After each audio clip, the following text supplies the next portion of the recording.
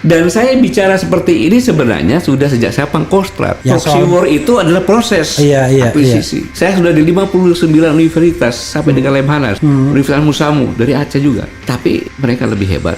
Dibuatin Bulbo. Nah, sekarang mana bisa? Mana ada universitas negeri yang berani mengundang saya bicara? Iya.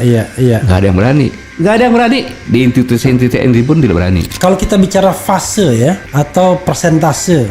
Jadi fase ini udah berapa pada gini. Fase terakhir. Ini udah fase terakhir. Tinggal gongnya gitu ya. Iya. Satu fase itu, semua fase itu berapa tahun? 50 tahun? 5 tahun. 5 tahun. Ya, jadi fase ke-10 ini.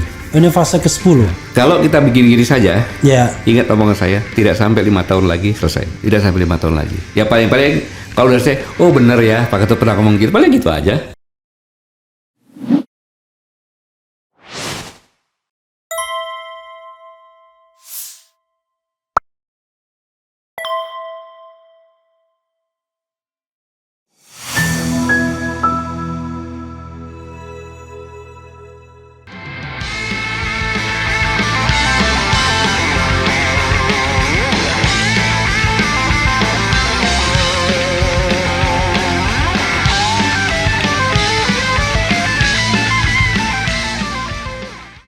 Ini kan investasi ini seolah-olah kok tidak ada kajian geopolitiknya ya.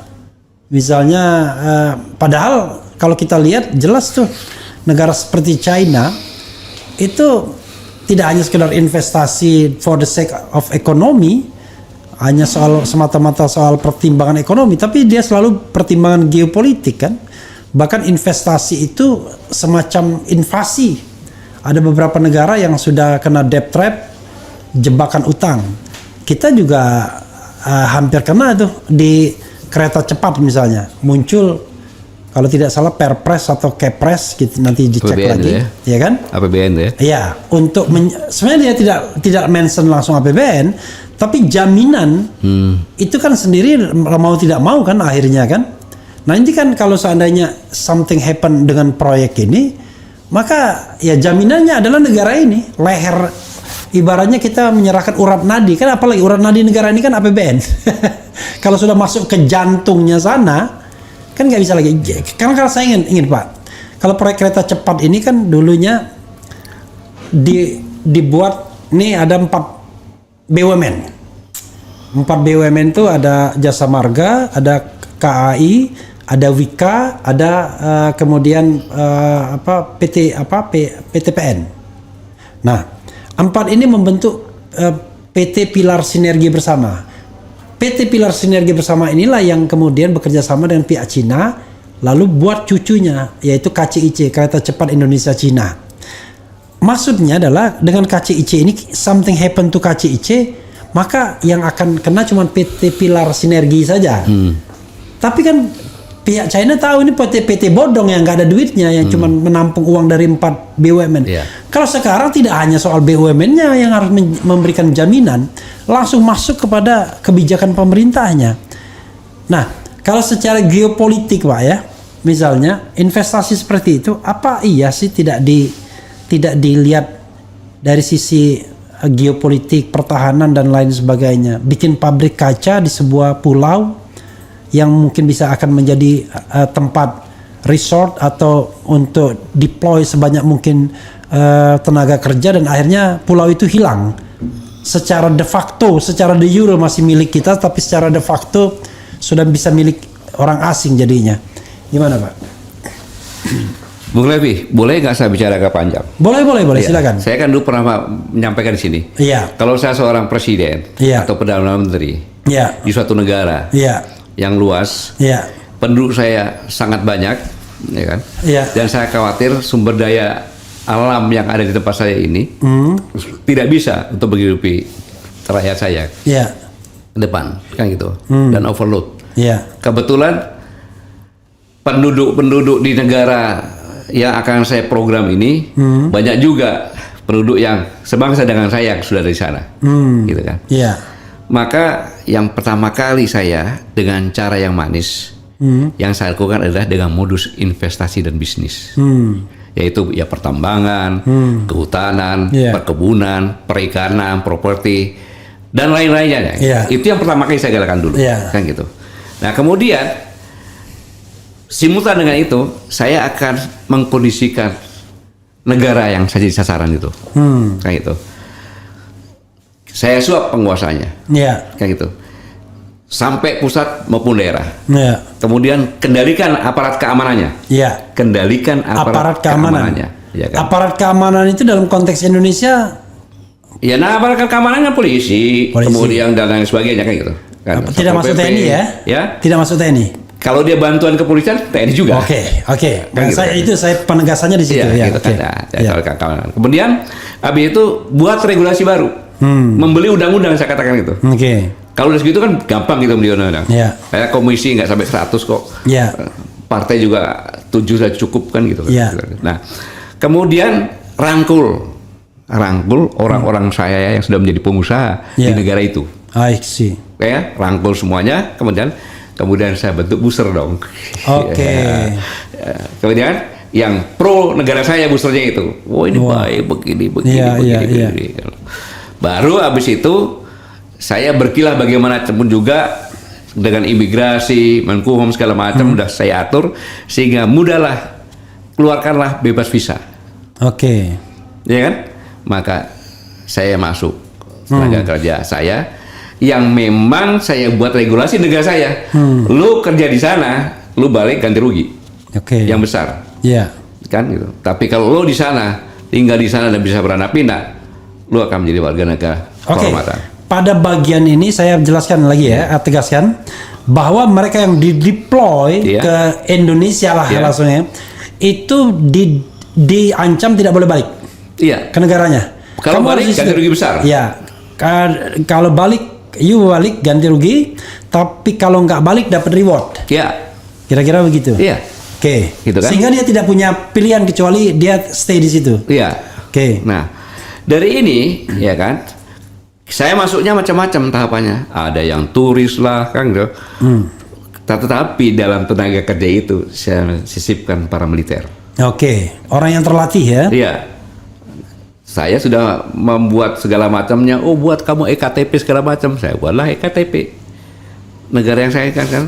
Kemudian saya didik mereka berdasar antropologi budaya masyarakat sini, khususnya wanitanya, supaya dia bisa menjadi kawin di sini. Saya latih itu, sehingga mereka merakah dengan warga lokal, kan gitu. Baru perkuat area investasi itu menjadikan bumper atau benteng saya, kan gitu. Bangun kawasan eksklusif, kan gitu. Kemudian ada regulasi, bisa diatur sendiri, mengatur sendiri, kan gitu. Kemudian saya masukkan senjata munisi, bisa tidak ketahuan karena punya kewenangan sendiri di situ. Karena bisa ekspor impor itu tanpa bea cukai. Loh, saya sudah bayar semuanya regulasinya dan resmi itu. Jangan menuduh saya nggak benar, saya sudah buat regulasinya kan gitu. Nah, saya mencari pulau-pulau yang strategis, Kalimantan, Maluku, Sulawesi, Papua. Mulailah saya kuasai pelabuhan, buat perusahaan di India, di mana segala macam, masuk untuk menguasai bandaranya segala macam, kan gitu kan. Nah, setelah itu baru dengan demikian maka saya bisa memasukkan sebanyak-banyaknya. Kalau saya lihat negara Indonesia ini ada sekitar 270, ya kan, tahap pertama minimal 50 juta. Terus sampai berimbang, gitu.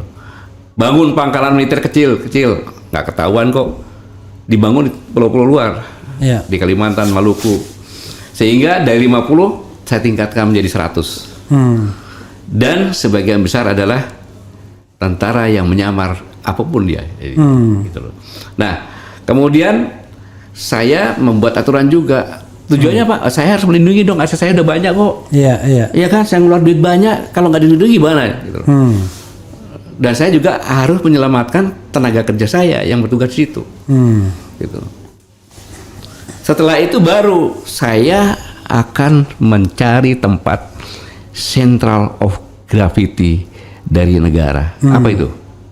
Ibu kota? Yes. Yang dalam jangkauan saya. Dan saya masuk di sana, tanahnya sudah saya beli, bangunannya saya beli, Jadi Anda sebagai hanya masuk ke situ, tapi itu punya saya sudah. Oke. Gitu. Saya kuasai fisik tanahnya, kan gitu. Saya bentuk pemerintahan boneka. Solve kan agresi saya? Solve nggak? Karena akses strategi saya sudah saya kuasai, baik itu ekonomi, politik, pertahanan, bahkan budaya, sosial budaya. Iya. Baru setelah matang saya amandemen lagi undang-undangnya. Karena saya udah hampir undang-undang atau undang-undang dasarnya dia amandemen. Undang-undang dasar lah. Oke. Undang-undang dasar saya amandemen lagi sesuai dengan keinginan saya. Bisa itu saya. Dalam rangka puncaknya saya kuasai negaramu, ya kan? Saya kuasai Indonesia ini tanpa sebutir peluru pun keluar, ya kan? Kemudian penduduk saya sudah hampir berimbang, udah 2/3, ya kan? Sistemnya udah saya buat, dan orang-orang saya yang pengalaman di daerah negara tetangga pinggiran saya itu, saya masukkan lagi situ. Iya. Kan itu. Karena apa? Peluang. Karena di negara itu baru demokrasi, tapi pemudanya diam. Sudah saya tidurkan. Dengan mainan-mainan yang saya buat. Ditidurkan dan sebagainya di buzzer. Ya, narkoba, buzzer, segala macamnya. Terakhir saya bilang, kasihan deh lu. Gitu kan. Karena lu goblok. Kan gitu. Maka gua bisa buat seperti itu. Lu banyak yang punya otak, tapi lu nggak bisa bekerja. Itu saya berpikiran gitu, boleh dong. Ya. Kalau udah berhasil, ya kan? Saya jadikan provinsi kayak, ya saya di internasional sih nggak ngapa-ngapain. Masih ada negara itu, dasarnya masih, tapi undang-undang dasarnya sudah bukan Pancasila lagi. Pokoknya negara itu tidak dikolonialisasi secara de jure ya, tapi secara de facto. Nah kalau udah pemimpinnya semua boneka-boneka saya dari daerah ke bawah, ya kan? Secara politik sudah saya kuasai, ekonomi juga saya kuasai, mau apa?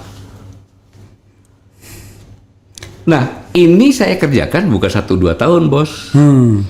Saya proyek ini saya rencanakan 50 tahun. Dan sudah lama saya berjalan ini. Iya. Gitu. Tidak ujuk-ujuk. Karena untuk mengakuisisi perusahaan pun kan lama. Iya. Apalagi negara dong ini. Gitu. Nah, saya berharap dengan lebih para generasi muda, para orang berpikir, apakah yang saya sampaikan ini terjadi nggak di negara kita? Saya kembali lagi, saya bagi negara Indonesia sekarang ini kan. Gitu. Jadi Pak Gatot sedang bercerita tentang kisah di negeri Konoha. Jadi begitu. Dan saya bicara seperti ini sebenarnya sudah sejak saya Pangkostrat. Oke. Proxy war itu adalah proses akuisisi. Saya sudah di 59 universitas sampai dengan Lemhanas, Universitas Musamu dari Aceh juga. Tapi mereka lebih hebat. Intinya nggak mau dengerin lah gitu ya. Iya, dibuat Ina Bulbo. Nah, sekarang mana bisa? Mana ada universitas negeri yang berani mengundang saya bicara? Iya. Nggak ada yang berani. Karena cuma bicara bahwa katanya Pak Gatot sakit hati dan lain sebagainya. Iya, wajar-wajar saja mengatakan itu kan. Jangan gitu. Di institusi pun tidak berani. Saya tidak pernah memprovokasi, saya hanya mendirikan fakta-fakta saja. Gitu. Itu begini. Konon katanya Pak Gatot pernah mengirimkan seseorang ya, letjen ya pangkatnya sebagai atase militer di negara itu, dan kemudian ketika dia bersaksi di sidang Anton, beliau mengatakan bahwa ya yang masuk ke sini memang orang yang terlatih dari suku tertentu katanya. Memang begitu Pak ya? Iya. Dia memang saya tugaskan khusus ya untuk mencari data-data. Tapi yang tugas Anda itu seperti itu, ya kan? Karena resmi, oke lah. Waktu itu Letjen Yayat Sudrajat Dia banyak tahu dan menginformasikan kepada saya, maka tidak salah pada saat dia sudah jenderal, saya jadikan kepala Badan Intelijen Strategis. Karena atas jasanya dia membongkar itu, dengan saya bisa bicara seperti ini. Gitu. Jadi berbekal dari kondisi yang sudah saya tahu, saya menyelidiki ini sejak tahun 2002. Sejak 2002. 2002. Pada waktu itu Pak Gatot apa jabatannya? Masih Letkol, staf pribadi Wakil Kepala Staf Angkatan Darat. Oke. Iya, kalau kita bicara fase ya, atau persentase. Jadi fase ini udah berapa pada gini. Fase terakhir. Ini udah fase terakhir. Tinggal gongnya gitu ya. Iya. Satu fase itu, semua fase itu berapa tahun? 50 tahun? 5 tahun. 5 tahun. Iya, jadi fase ke-10 ini. Ini fase ke-10. Ya. Kalau kita bikin gini saja, ya. Ingat omongan saya, tidak sampai 5 tahun lagi selesai. Tidak sampai 5 tahun lagi. Ya paling-paling kalau udah saya, oh benar ya, Pak Gatot pernah ngomong gitu, paling gitu aja. Dan kita sedih banget dengan negara kita kalau begitu ya. Tapi para buzzer akan mengatakan enggak, baik-baik aja. Ada yang mengatakan saya bentuk. Kok gimana sih? Iya, ada yang mengatakan, ada calon presiden mengatakan, loh, kalau dia dipulangkan, apa situ bisa menggantikan? Loh, kok kenapa harus di pertanyaannya begitu? Iya, bahkan ada calon presiden yang mengatakan bahwa memang tenaga kerja dia lebih hebat, kan gitu kan? Iya. Jadi emang sudah begitunya gitu. Nah, saya menyampaikan ini hanya untuk mengingatkan saja. Mari kita melek, mari kita berpikir, mari kita melihat tanda-tanda zaman, kan gitu. Mari kita melihat semuanya yang ada. Apakah yang saya sampaikan itu ucapan jempol atau benar? Saya kadang-kadang ini mohon maaf ya, kan kalau saya ngomong sama Pak Gatot kan tidak marah juga. Saya khawatir ini mohon maaf nih.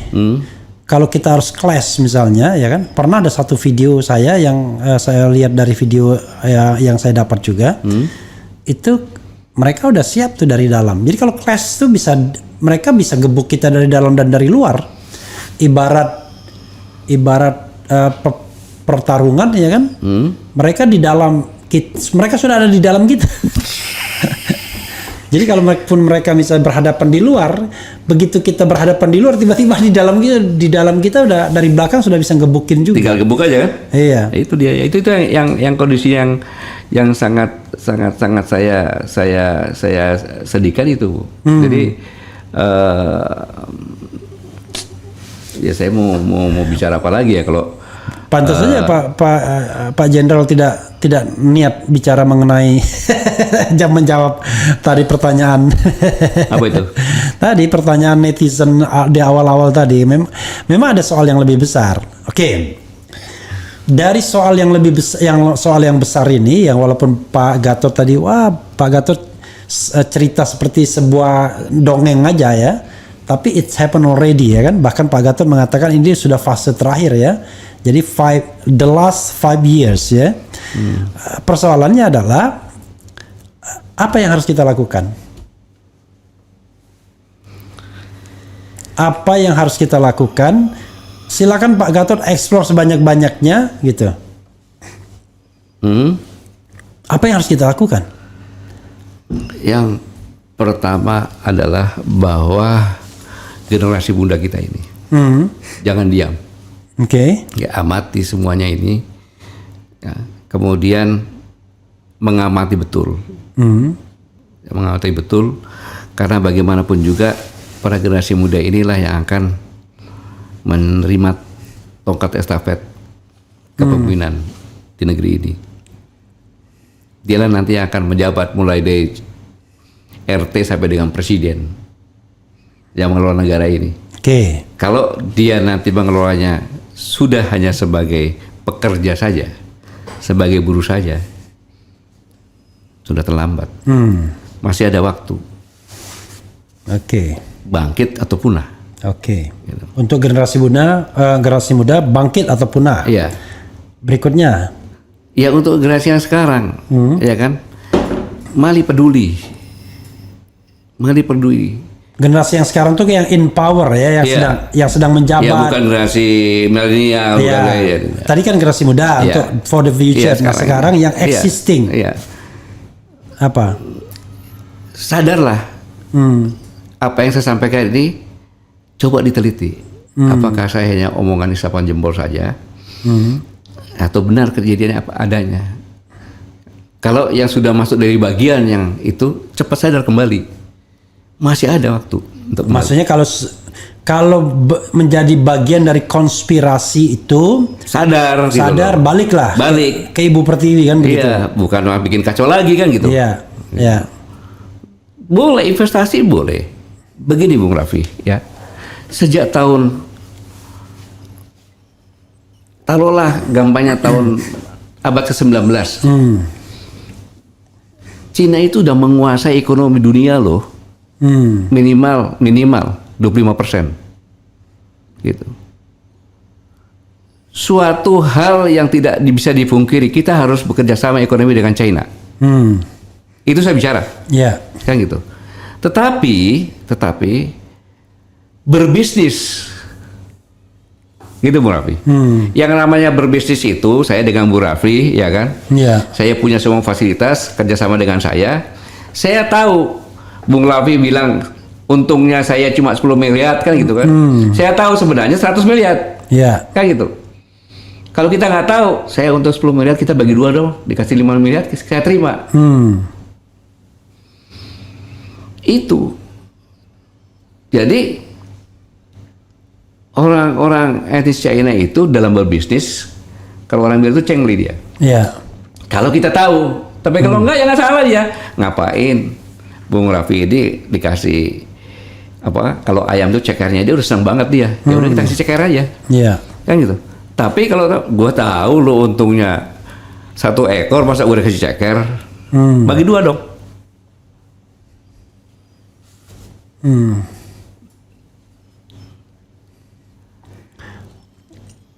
Nah, hal ini dari masing-masing pejabat yang ada dengan strategi ini mempelajari betul gitu loh. Gitu.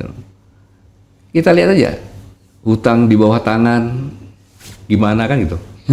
Karena ada penelitian Bangladesh sudah kena jebak, negara lain kena jebakan gitu. Memang latar belakangnya ekonomi memang benar gitu. Tapi ekonomi itu sebagai senjata. Iya. Gitu loh. Itu harus sama-sama kita waspadai. Ya ini kita bicara soft war ya. Iya, jadi nggak perlu lagi pakai. Nggak perlu pakai. Nggak usah. Ibaratnya itu sebagai the last resort kalau memang dibutuhkan kekuatan militer ya. Tetapi hanya untuk menjaga-jaga saja ya. Kalau misalnya bisa diselesaikan dengan cara penggerogotan selesai itu barang. Ya. Bung Raffi, ini adalah proses yang panjang. Ya, proses yang panjang dan terorganisasi, direncanakan dengan sistematis, berkelanjutan. Yang pertama adalah Pak Jokowi ini yang tadinya adalah seorang presiden yang tidak punya kekuatan apapun juga kecuali kedaulatan rakyat. Tidak memegang kepolisian Republik Indonesia, tidak memegang TNI, tidak memegang DPR, tidak memegang kejaksaan. Kan gitu. Pada saat jadi presiden, yang merencanakan menentukan menteri-menterinya kan bukan beliau sendiri. Ya, karena beliau orang baru kan gitu. Nah, dari situlah muncul kesadaran. Bagaimana memegang DPR. Mulailah digarap partai-partai. Dalam tanda kutip kemungkinan dengan dikatakan jebakan Batman, ya kan, atau Sandra istilahnya, dengan memanfaatkan hukum, gitu. Kemudian berusaha memegang kepolisian,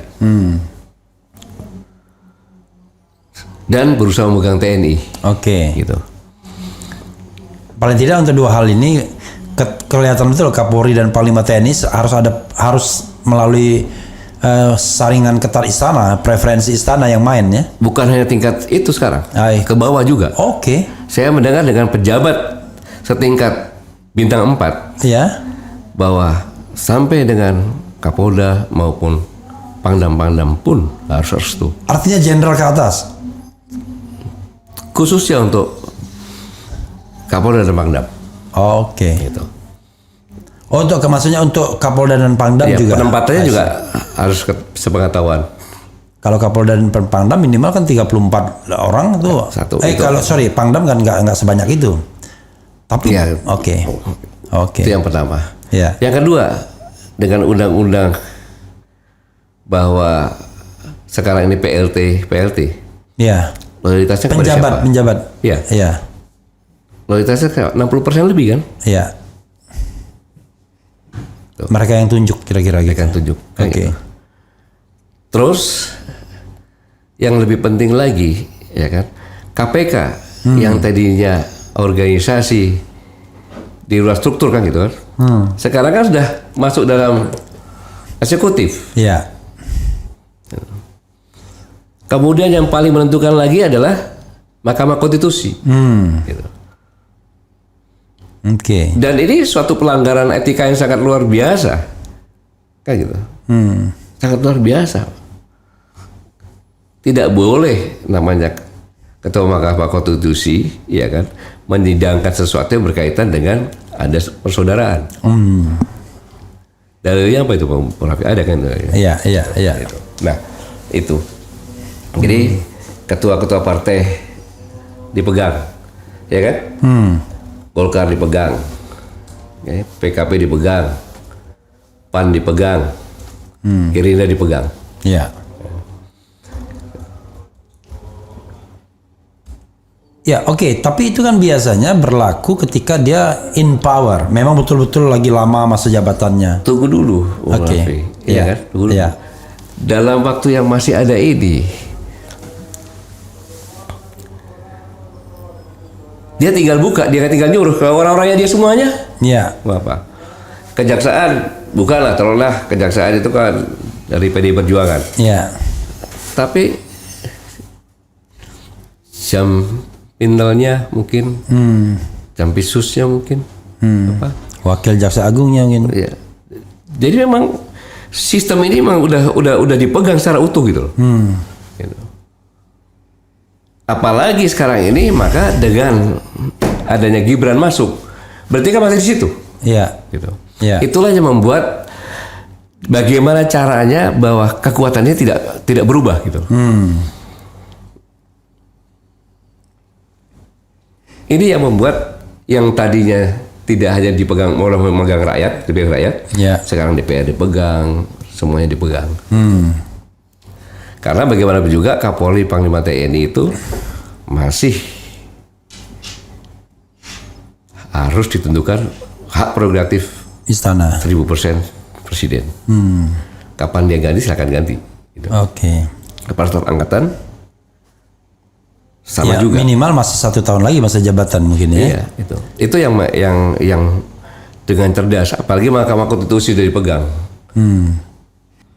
Jadi memang trik-trik itu digunakan sangat pada, sehingga kalau ada demonstrasi, itu aja bui-bui saja itu. Gitu. Ya memang, tetapi biasanya kan orang kalau sudah ada presiden yang baru, dia melipir ya. Begini, jangan samakan dengan presiden-presiden yang lalu gitu. Oke. Ini barang beda ya. Ini barang beda. Iya. Oke, saya mau tanya, kalau begitu orang mengatakan Pak Jokowi itu kuat kan karena ada Luhut Binsar Panjaitan. Menurut Pak Gatot kan harusnya Pak Jokowi tidak sekuat sebelumnya itu, atau melemah? Saya tidak sependapat dengan. Oke, coba silakan kalau tidak sependapat. Saya pernah di dalam.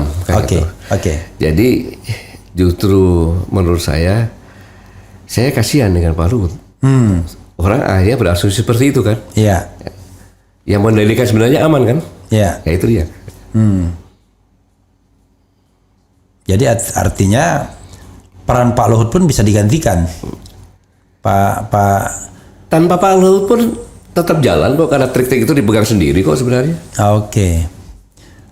Jadi selama ini nggak benar dong orang mengatakan kalau Pak Jokowi itu boneka. Dia monster yang sesungguhnya. Dalam tanda kutip ya. Ya bonekanya tidak mungkin bonekanya Luhut. I see. Yaudah, saya kalau gitu saya kalau cuma ownernya itu Pak Luhut terlalu kecil ya. Oke, itu kita bahasa simbolnya luar biasa. Oke.